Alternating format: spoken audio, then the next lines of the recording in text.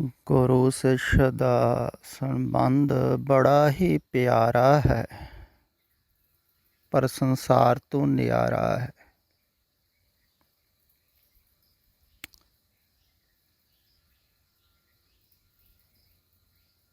ਨਿਆਰਾ ਕਿਵੇਂ ਹੈ? ਕਿਉਂਕਿ ਸੰਸਾਰ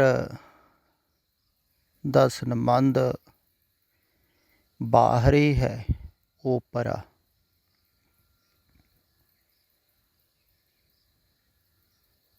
ਮਾਨਸਿਕ।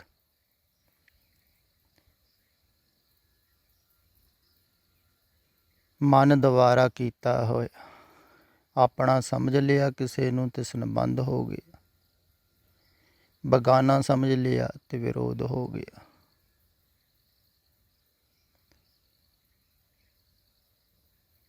ਤੇ ਉੱਪਰੋਂ ਸਮਝਿਆ ਹੋਇਆ, ਤੇ ਜੇ ਕੋਈ ਆਪਣਾ ਨਾ ਨਿਕਲੇ, ਉਸ ਧਾਰਨਾ ਨੂੰ ਤੋੜੇ, ਤੇ ਉਹਦੇ ਨਾਲ ਹੀ ਵੇਖੋ ਵਿਰੋਧ ਹੋ ਜਾਂਦਾ ਵੀ ਆਪਣੇ ਨੇ ਧੋਖਾ ਦੇ ਦਿੱਤਾ। ਜਦੋਂ ਆਪਣਾ ਸਮਝ ਲਿਆ ਫਿਰ ਧੋਖਾ ਕਿਵੇਂ ਹੋ ਗਿਆ? ਪਰ ਧੋਖਾ ਹੋ ਰਿਹਾ ਹੈ ਸੰਸਾਰ ਵਿੱਚ। ਸਭ ਪ੍ਰੇਮ ਧੋਖਾ ਹੈ, ਦਿਖਾਵਾ ਹੈ, ਬਨਾਵਟੀ ਹੈ। ਇਸ ਕਰਕੇ ਝੂਠੀ ਪ੍ਰੀਤ ਦੇ ਲਿਖਿਆ ਹੈ ਨਾ ਜਗਤ ਮੇਂ। ਪਰ ਝੂਠੀ ਪ੍ਰੀਤ ਛੁੱਟਦੀ ਹੈ ਸੱਚੀ ਪ੍ਰੀਤ ਦੇ ਆਧਾਰ 'ਤੇ। ਜਦੋਂ ਸੱਚੀ ਪ੍ਰੀਤ ਹੋ ਜਾਵੇ ਕਿਸੇ ਨਾਲ, ਵਾਸਤਵਿਕ ਹੋ ਜਾਵੇ, ਫਿਰ ਝੂਠੀ ਟੁੱਟਦੀ ਹੈ। ਫਿਰ ਜਿਹੜੀ ਝੂਠੀ ਹੈ ਉਹ ਟਿਕੀ ਹੁੰਦੀ ਹੈ ਇੱਕ ਦੂਸਰੇ ਦੇ ਸਹਿਯੋਗ ਨਾਲ। ਇੱਕ ਦੂਸਰੇ ਦੀ ਤੁਸੀਂ ਮੰਨਦੇ ਹੋ, ਇੱਛਾ ਪੂਰੀਆਂ ਕਰਦੇ ਹੋ, ਖਵਾਹਿਸ਼ਾਂ ਪੂਰੀਆਂ ਕਰਦੇ ਹੋ, ਤਾਂ ਹੀ ਟਿਕਦੀ ਹੈ ਨਾ। ਖੁਸ਼ ਰੱਖਣਾ ਪੈਂਦਾ। ਦੇਖੋ ਤੁਸੀਂ ਰਿਸ਼ਤੇਦਾਰਾਂ ਨੂੰ ਕਿੰਨਾ ਖੁਸ਼ ਰੱਖਦੇ ਹੋ। ਕਿਉਂ ਰੱਖਦੇ ਹੋ? ਸਿਰਫ ਜੁੜੇ ਰਹਿਣ। ਕਿਉਂਕਿ ਪ੍ਰੀਤ ਟੁੱਟ ਜਾਂਦੀ ਹੈ ਜਿੱਥੇ ਕੋਈ ਨਾਰਾਜ਼ ਹੋ ਗਿਆ ਮਾੜਾ ਜੇ, ਤੇ ਕਹਿੰਦੇ ਮੂੰਹ ਵਿੰਗਾ ਹੋ ਗਿਆ, ਬੋਲਦਾ ਹੀ ਨਹੀਂ, ਪ੍ਰੀਤ ਟੁੱਟ ਗਈ। ਤੇ ਜੋੜ ਕੇ ਰੱਖਣੀ ਪੈਂਦੀ। ਤੇ ਲੋਕ ਖੁਸ਼ ਕਰਦੇ ਰਹਿੰਦੇ ਹਨ ਰਿਸ਼ਤੇਦਾਰਾਂ ਨੂੰ, ਇੱਕ ਦੂਸਰੇ ਨੂੰ ਟੈਲੀਫੋਨ ਰਾਹੀਂ, ਦਿਨ ਤਿਉਹਾਰ 'ਤੇ ਵੀ ਬਹੁਤ ਖੁਸ਼ ਕਰਦੇ। ਫਿਰ ਵੀ ਕੌਣ ਖੁਸ਼ ਹੁੰਦਾ ਹੈ? ਪ੍ਰੀਤ ਟੁੱਟ ਜਾਂਦੀ। ਝੂਠੀ ਜੂ ਹੈ ਨਾ, ਬਨਾਵਟੀ, ਬਾਹਰੋਂ ਦਿਖਾਵਾ। ਦਿਖਾਉਂਦੇ ਹਨ ਪ੍ਰੀਤ ਬਾਹਰੋਂ, ਅੰਦਰੋਂ ਨਹੀਂ ਹੁੰਦੀ। ਕਿਉਂਕਿ ਗਹਿਰੇ ਤਲ 'ਤੇ ਤੁਹਾਡੇ ਅੰਦਰ ਇਹ ਖਿਆਲ ਬਣਿਆ ਹੀ ਰਹਿੰਦਾ ਹੈ, ਭਾਵੇਂ ਕਿੰਨਾ ਵੀ ਕਿਸੇ ਨੂੰ ਪਿਆਰ ਕਰੋ, ਵੀ ਇਹ ਆਪਣਾ ਹੋ ਨਹੀਂ ਸਕਦਾ ਪੂਰੀ ਤਰ੍ਹਾਂ। ਕਿਉਂਕਿ ਕਿਵੇਂ ਹੋਵੇਗਾ? ਦੋ ਸਰੀਰ ਕਿਵੇਂ ਇੱਕ ਹੋ ਜਾਣਗੇ? ਇਸ ਕਰਕੇ ਪ੍ਰੇਮੀ ਬਹੁਤ ਖਿਜੇ ਰਹਿੰਦੇ ਹਨ ਵੀ ਇੰਨਾ ਪਿਆਰ ਕਰਨ ਦੇ ਬਾਵਜੂਦ ਵੀ ਇੱਕ ਨਹੀਂ ਹੋ ਪਾਉਂਦੇ। ਤੇ ਇਸ ਕਰਕੇ ਉਹ ਵਿਕਰਸ਼ਣ ਵੀ ਬਣਿਆ ਰਹੇਗਾ ਵਿੱਚ ਤੇ ਆਕਰਸ਼ਣ ਵੀ। ਇਹਨੂੰ ਹੀ ਸੰਜੋਗ ਵਿਜੋਗ ਕਿਹਾ ਹੈ, ਆਕਰਸ਼ਣ ਵਿਕਰਸ਼ਣ। ਇਹਦੇ ਦੁਆਰਾ ਹੀ ਕਾਰ ਚੱਲ ਰਹੀ ਸੰਸਾਰ ਦੀ। ਸੰਸਾਰ ਦੇ ਕਾਰ ਚੱਲ ਰਹੀ ਹੈ ਆਕਰਸ਼ਣ ਵਿਕਰਸ਼ਣ। ਪ੍ਰੇਮ ਦੁਆਰਾ ਆਕਰਸ਼ਣ ਹੁੰਦੇ ਹੋ, ਨਫ਼ਰਤ ਦੁਆਰਾ ਵਿਕਰਸ਼ਣ ਹੁੰਦਾ ਹੈ, ਤੇ ਖੇਲ ਚੱਲਦਾ ਹੈ। ਪਰ ਜਿਹੜੀ ਸੱਚੀ ਪ੍ਰੀਤ ਹੈ ਉਹ ਆਕਰਸ਼ਣ ਵਿਕਰਸ਼ਣ ਤੋਂ ਬਾਹਰ ਲੈ ਕੇ ਜਾਂਦੀ ਹੈ, ਸੰਜੋਗ ਵਿਜੋਗ ਤੋਂ ਬਾਹਰ ਲੈ ਕੇ ਜਾਂਦੀ। ਕਿਉਂਕਿ ਉਹ ਮਨ ਦੇ ਆਧਾਰ 'ਤੇ ਨਹੀਂ ਹੁੰਦੀ। ਇਹ ਗੱਲ ਥੋੜ੍ਹਾ ਜਿਹਾ ਖਿਆਲ ਵਿੱਚ ਲਓ। ਬਹੁਤ ਕਠਿਨ ਹੈ ਸਮਝਣੀ, ਫਿਰ ਵੀ ਮੈਨੂੰ ਖਿਆਲ ਹੈ ਵੀ ਕੁਛ ਕੁ ਗੁਰੂ ਦੇ ਪਿਆਰੇ ਸਮਝਣਯੋਗ ਹੋ ਚੁੱਕੇ ਹਨ। ਵੀ ਗੁਰੂ ਤੁਹਾਡੀਆਂ ਮਾਨਸਿਕ ਇੱਛਾਵਾਂ ਨੂੰ ਪੂਰੀਆਂ ਕਰਨ ਵਾਸਤੇ ਨਹੀਂ ਕੁਝ ਕਹਿੰਦਾ ਹੈ। ਚਾਹਤਾਂ ਪੂਰੀਆਂ। ਜੋ ਤੁਸੀਂ ਸੋਚਦੇ ਹੋ ਵੈਸਾ ਹੀ ਨਹੀਂ ਉਹ ਕਹਿੰਦਾ ਹੈ, ਵੈਸਾ ਹੀ ਨਹੀਂ ਉਹ ਕਰਦਾ ਹੈ।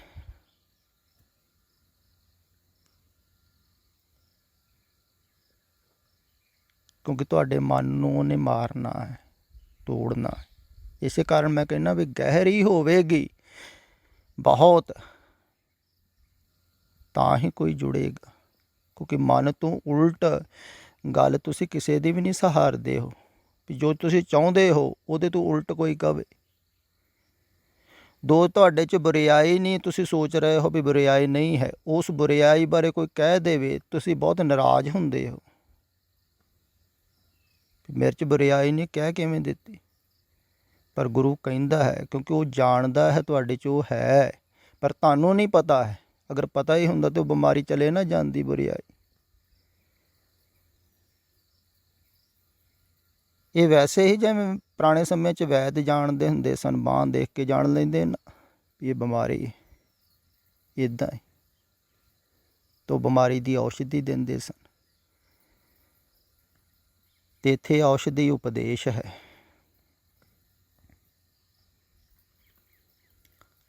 ਤੋ ਬਿਮਾਰੀ ਦਾ ਵੀ ਨਹੀਂ ਪਤਾ ਹੈ।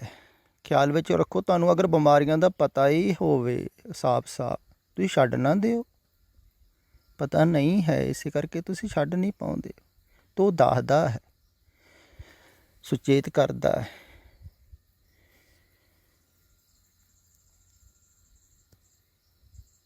ਤੋ ਜੋ ਮਨ ਚਾਹੁੰਦਾ ਹੈ, ਦੇਖੋ ਤੁਸੀਂ ਖਿਆਲ ਕਰੋ, ਆਮ ਸਧਾਰਨਤଃ ਧਾਰਮਿਕ ਲੋਕ ਸੋਚਦੇ ਹਨ ਵੀ ਗੁਰੂ ਇੱਛਾਵਾਂ ਪੂਰੀਆਂ ਕਰਦਾ ਹੈ, ਇਸ ਕਰਕੇ ਗੁਰੂ ਕੋ ਲੋਕ ਜਾਣਦੇ ਹਨ। ਮਨੋਕਾਮਨਾ ਪੂਰੀਆਂ ਕਰਦਾ ਹੈ, ਸ਼ੁਭ ਇੱਛਾਵਾਂ ਪੂਰੀਆਂ ਕਹਿੰਦੇ ਕਰੋ। ਪਰ ਵਾਸਤਵਿਕ ਦੇ ਵਿੱਚ ਗੁਰੂ ਉਹ ਹੈ ਜਿਹੜਾ ਤੁਹਾਡੀਆਂ ਇੱਛਾਵਾਂ ਤੋਂ ਵਿਪਰੀਤ ਗੱਲ ਤੁਹਾਨੂੰ ਕਹਿੰਦਾ ਹੈ, ਚਾਹਤਾਂ ਤੋਂ ਵਿਪਰੀਤ ਕਹਿੰਦਾ ਹੈ, ਤੁਹਾਡੀਆਂ ਇੱਛਾ ਪੂਰੀਆਂ ਨਹੀਂ ਕਰਦਾ। ਫਿਰ ਵੀ ਅਗਰ ਤੁਸੀਂ ਸਮਝੋ ਵੀ ਉਹਦੀ ਕਿਰਪਾ ਹੈ, ਬਖਸ਼ਿਸ਼ ਹੈ,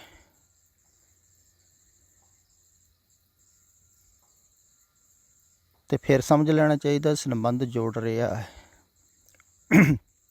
ਜਿਵੇਂ ਕੁਛ ਦਿਨ ਪਹਿਲਾਂ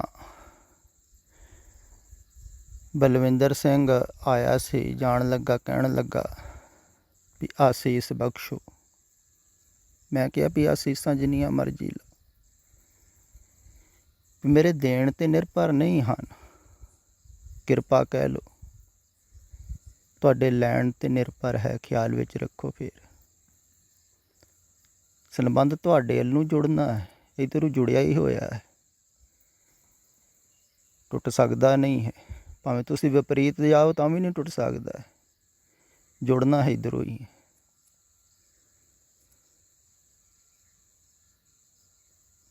ਅਤੇ ਕਿਰਪਾ ਲਓ, ਜਿਵੇਂ ਮੈਂ ਕਿਹਾ ਸੀ ਪਿੱਛੇ ਆ ਕਹਿ ਰਿਹਾ ਸੀ, ਗੁਰਮੰਤਰ ਦੇ ਵਿੱਚ ਸ਼ਕਤੀ ਸ਼ਿਸ਼ ਵੱਲੋਂ ਹੁੰਦੀ।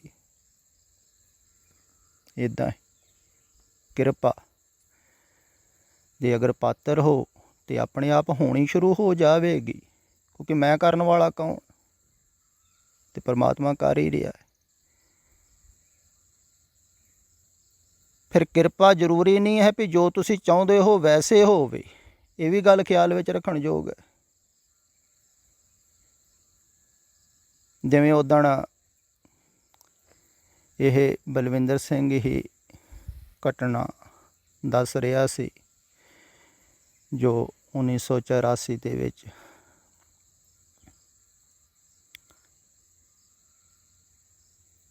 ਕਹਿੰਦਾ ਵੀ ਮੈਨੂੰ ਵੀ ਮਿਲਟਰੀ ਨੇ ਫੜ ਲਿਆ ਅਤੇ ਮੈਨੂੰ ਕਹਿਣ ਲੱਗੇ ਵੀ ਤੂੰ ਕੁਛ ਕੁ ਘੰਟਿਆਂ ਦਾ ਮਹਿਮਾਨ, ਤੇਰੇ ਉੱਤੇ ਟੈਂਕਰ ਚੜ੍ਹਾ ਦੇਣਾ। ਕਹਿੰਦਾ ਮੈਂ ਅੰਮ੍ਰਿਤਸਰ ਸਾਹਿਬ ਵੱਲੋਂ ਮੁੱਖ ਕਰਕੇ ਅਰਦਾਸ ਕੀਤੀ।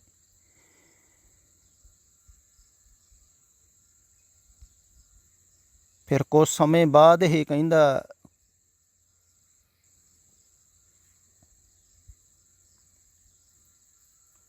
ਉਹਨਾਂ ਦੇ ਜਿਹੜੇ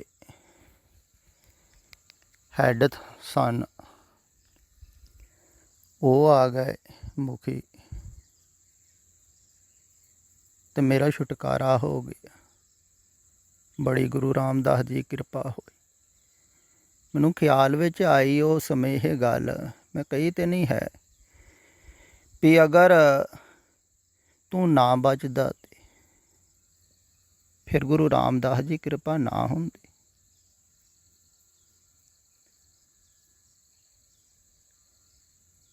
ਇੱਥੇ ਹੀ ਫਰਕ ਹੈ, ਥੋੜ੍ਹਾ ਜਿਹਾ ਖਿਆਲ ਵਿੱਚ ਲਓ। ਜਦੋਂ ਤੁਹਾਡੇ ਮਨ ਦੇ ਵਿਪਰੀਤ ਵੀ ਕੋਈ ਘਟਨਾ ਘਟ ਜਾਵੇ ਤਾਂ ਵੀ ਤੁਸੀਂ ਸਮਝੋ ਵੀ ਗੁਰੂ ਦੀ ਹੀ ਕਿਰਪਾ ਹੋ ਰਹੀ ਹੈ। ਮੌਤ ਆ ਰਹੀ ਹੈ ਤਾਂ ਵੀ ਗੁਰੂ ਦੀ ਕਿਰਪਾ ਹੋ ਰਹੀ ਹੈ। ਜਿਵੇਂ ਗੁਰੂ ਤੇਗ ਬਹਾਦਰ ਸਾਹਿਬ ਜੀ ਦੇ ਨਾਲ ਸਿੱਖ ਸਨ, ਸ਼ਹੀਦ ਹੋ ਰਹੇ ਸਨ ਉਸ ਸਮੇਂ, ਤਾਂ ਉਹ ਕਹਿ ਰਹੇ ਸਨ ਵੀ ਗੁਰੂ ਦੀ ਕਿਰਪਾ ਹੋ ਰਹੀ। ਹੁਣ ਕਿਸੇ ਦਾ ਮਨ ਤੇ ਨਹੀਂ ਚਾਹੁੰਦਾ ਹੈ ਇਸ ਢੰਗ ਦੇ ਨਾਲ ਮਰਨ, ਫਿਰ ਵੀ ਗੁਰੂ ਦੀ ਕਿਰਪਾ ਹੋ ਰਹੀ ਹੈ। ਅਤੇ ਫਿਰ ਵਾਸਤਵਿਕ ਦੇ ਵਿੱਚ ਕਿਰਪਾ ਹੁੰਦੀ ਹੈ, ਕਿਉਂਕਿ ਜੋ ਮਨ ਨਹੀਂ ਚਾਹੁੰਦਾ ਹੈ ਤੁਹਾਡਾ ਵੈਸਾ ਹੋਵੇ, ਫਿਰ ਕਿਰਪਾ ਸਮਝੋ, ਫਿਰ ਕਿਰਪਾ ਹੋਈ ਸਮਝੋ।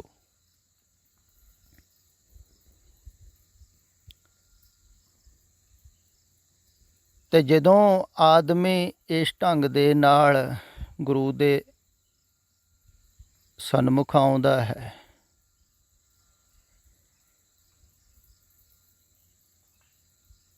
ਵੀ ਭਾਵੇਂ ਮੇਰੇ ਮਨ ਦੇ ਅਨੁਕੂਲ ਹੋਵੇ ਜਾਂ ਪ੍ਰਤੀਕੂਲ ਹੋਵੇ, ਮੈਂ ਸਭ ਕੁਝ ਸਵੀਕਾਰ ਕਰਦਾ, ਫਿਰ ਗਹਿਰਾ ਹੋ ਜਾਂਦਾ ਹੈ ਸਨਮਾਨ, ਫਿਰ ਮਨ ਮਿਟਣਾ ਸ਼ੁਰੂ ਹੋ ਜਾਂਦਾ ਹੈ। ਕਿਉਂਕਿ ਮਨ ਵਿਪਰੀਤ ਦੇ ਵਿੱਚ ਚੱਲਦਾ ਹੈ, ਨੈਗੇਟਿਵ ਦੇ ਵਿੱਚ।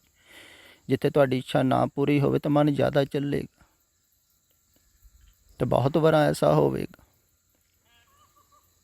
ਕਈ ਸੱਜਣ ਆਉਂਦੇ ਵੀ ਹਨ ਤੋ ਜੋ ਸੋਚ ਕੇ ਆਉਂਦੇ ਹਨ ਵੈਸਾ ਨਹੀਂ ਹੁੰਦਾ। ਤਾਂ ਅਗਰ ਭਾਵਨਾ ਹੋਵੇ ਤਾਂ ਉਹ ਜਾਣਗੇ ਵੀ ਸਾਡੇ ਮਨ ਦੇ ਅਨੁਕੂਲ ਹੀ ਥੋੜ੍ਹੀ ਉਹਨਾਂ ਨੇ ਸਭ ਕੁਛ ਕਰਨਾ ਹੈ ਜਾਂ ਕਹਿਣਾ ਹੈ। ਮਨ ਨੂੰ ਮਿਟਾਉਣਾ ਹੈ ਨਾ। ਤੁਹਾਡਾ ਮਨ ਕਿਵੇਂ ਮਿਟਦਾ ਹੈ ਤੁਹਾਨੂੰ ਥੋੜ੍ਹੀ ਪਤਾ ਹੈ। ਪਤਾ ਹੀ ਹੁੰਦਾ ਤੇ ਮਿਟ ਨਾ ਜਾਂਦਾ। ਕਈ ਤਾਂ ਹੁਣ ਇੱਥੇ ਸਤਿਕਾਰ ਪਾਉਣ ਆ ਜਾਂਦੇ ਹਨ ਤਾਂ ਉਹਨਾਂ ਦਾ ਮਿਟ ਹੀ ਨਹੀਂ ਸਕਦਾ।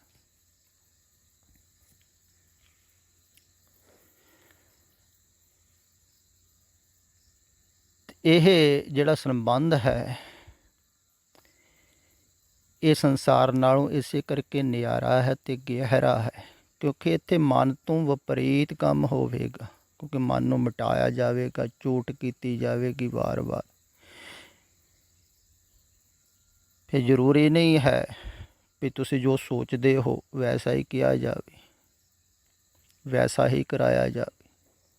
ਅਗਰ ਵੈਸਾ ਹੀ ਕਰਾਇਆ ਗਿਆ ਤਾਂ ਮਨ ਹੋਰ ਮਜ਼ਬੂਤ ਹੋ ਜਾਵੇਗਾ। ਅਤੇ ਬਹੁਤ ਪਿਆਰਾ ਅਤੇ ਨਾਜ਼ੁਕ ਸੰਬੰਧ ਹੈ, ਇਹ ਵੀ ਗੱਲ ਖਿਆਲ ਵਿੱਚ ਰੱਖਣ ਯੋਗ ਹੈ। ਜਿਵੇਂ ਰੱਸੀ 'ਤੇ ਚੱਲਣਾ ਨਹੀਂ ਹੁੰਦਾ ਵੀ ਕਦੀ ਇੱਧਰ ਡੋਲ ਗਈ ਕਦੀ ਇੱਧਰ ਡੋਲ ਗਈ। ਇਹਨੂੰ ਧਾਰ ਕਿਹਾ ਹੈ, ਤਿੱਖੀ ਧਾਰ 'ਤੇ ਚੱਲਣਾ, ਖੰਡੇ ਦੀ ਧਾਰ।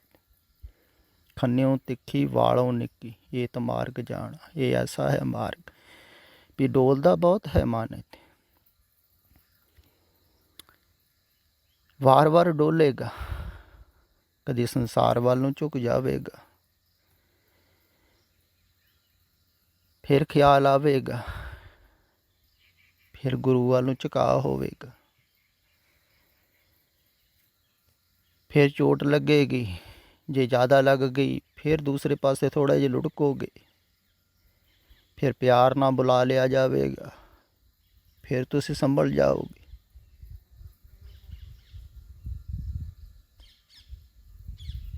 ਅਤੇ ਆਸਤਾ ਆਸਤਾ ਇਸ ਧਾਰ 'ਤੇ ਚੱਲਣਾ ਹੈ। ਇਹ ਸਮੇਂ ਦੀ ਧਾਰ ਹੈ, ਸ਼ਾਸਵਤ ਦੀ ਧਾਰ ਹੈ। ਜਿਵੇਂ 3 ਕਾਲ ਹਨ, ਬੀਤ ਚੁੱਕਾ, ਆਉਣ ਵਾਲਾ ਅਤੇ ਵਰਤਮਾਨ। ਇਹਦੇ ਵਿੱਚ ਹੈ ਜਿਹੜੀ ਸ਼ਾਸਵਤ ਦੀ ਧਾਰਾ। ਵਰਤਮਾਨ ਦੇ ਵਿੱਚ ਗਹਿਰੀ ਉਹਦੇ ਵਿੱਚ ਉਤਰਨਾ ਹੈ ਤੇ ਸਹਿਜੇ ਸਹਿਜੇ ਟਿਕਾ ਹੋਵੇਗਾ, ਡੋਲੇਗਾ ਮਨ। ਅਕਸਰ ਬਹੁਤਿਆਂ ਦਾ ਡੋਲਦਾ ਹੈ, ਤਦੇ ਕਿਹਾ ਹੈ ਨਾ, ਡੋਲਣ ਤੇ ਰਾਖੋ ਪ੍ਰਭੂ ਨਾਨਕ ਦੇ ਘਰ। ਵੀ ਡੋਲਦਾ ਹੈ ਤੇ ਡੋਲੇਗਾ ਵੀ ਵਾਰ ਵਾਰ। ਫਿਰ ਖਿਆਲ ਕਰੋਗੇ ਤੇ ਫਿਰ ਵਾਪਸ ਆ ਜਾਵੇਗਾ। ਇੱਦਾਂ ਧੀਰੇ ਧੀਰੇ ਧੀਰੇ ਧੀਰੇ ਮਨ ਪਹਿਲਾਂ ਥਿਰ ਹੋਵੇਗਾ ਗੁਰੂ 'ਤੇ, ਫਿਰ ਤੁਸੀਂ ਗੁਰੂਦੁਆਰ ਪਹੁੰਚ ਗਏ। ਫਿਰ ਉੱਥੇ ਮਨ ਵੀ ਸਮਰਪਿਤ ਕਰ ਦਿੱਤਾ ਤੇ ਗੁਰੂ ਤੋਂ ਪਾਰ ਚਲੇ ਗਏ। ਪਰ ਮਨ ਜਿਹੜਾ ਫੈਲਿਆ ਹੋਇਆ ਸੰਸਾਰ ਤੋਂ, ਪਹਿਲਾਂ ਉਹਨੂੰ ਇਕਾਗਰ ਕਰਨਾ ਹੈ ਗੁਰੂਦੁਆਰ 'ਤੇ। ਉਹਨੂੰ ਹੀ ਇਕਾਗਰ ਕਿਹਾ, ਜਾਂ ਸ਼ਬਦ 'ਤੇ ਕਰੋ ਜਾਂ ਗੁਰੂਦੁਆਰ 'ਤੇ ਕਰੋ। ਤੇ ਗੁਰੂਦੁਆਰੇ 'ਤੇ ਇਕਾਗਰ ਹੋ ਗਿਆ, ਫਿਰ ਉੱਥੇ ਉਹ ਇਕਾਗਰ ਕੀਤਾ ਹੋਇਆ ਮਨ ਭੇਟ ਚੜਾ ਦਿੱਤਾ। ਫਿਰ ਮਨ ਦੇ ਰਾਮ ਲਿਆ ਹੈ तो ਉਸ ਤੋਂ ਅੱਗੇ ਚਲੇ ਗਏ।